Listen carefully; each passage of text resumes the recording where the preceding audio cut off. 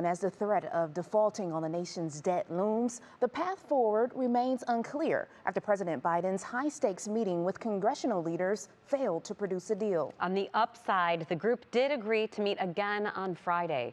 NBC's Drew Petrimo has the latest from Washington, D.C. Good morning, Drew. Well, good morning, Maureen. Emerging from yesterday's meeting, both sides said they were confident the U.S. would not default on its debt, but they also said there were no signs of progress in solving the impasse that's leading to worries of serious harm to the economy. After an hour-long meeting between the president and congressional leaders from both parties, there was what sounded like good news from the top Republican in the Senate. The United States is not going to default. It never has, and it never will. But there was also a dose of reality from the Republican Speaker of the House. The House raised the debt ceiling, the Senate has not, and the president hadn't negotiated. So I find that very odd. According to Speaker McCarthy, no movement on the political stalemate that has Washington hurtling toward an economic crisis. It's really Treasury Secretary Janet Yellen says in the beginning of next month, the U.S. will run out of money to pay its debts.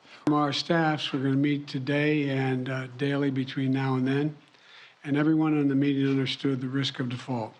Our economy would fall into a significant recession. But the solution to the impasse is unclear. Republicans demand spending cuts in return for their votes to raise the debt limit. Democrats want a clean bill to pay the nation's obligations while pushing budget talks off until later. We again repeat our plea to Speaker McCarthy. Take default off the table and let's resume negotiations in the budget process, in the appropriations process, where we have legitimate differences. The leaders say they'll reconvene on Friday to resume talks on the debt ceiling. In the meantime, their staffs will continue to meet, searching for a solution, with time quickly running out. Now, most of the responsibility for finding a solution to this problem centers around two men, President Biden and Speaker McCarthy, and both are facing extreme pressure. McCarthy from hardline conservatives who could oust him from his job, and President Biden from the realities of what a recession would mean to his chances at re-election. Reporting from Washington, I'm Drew Petrimo.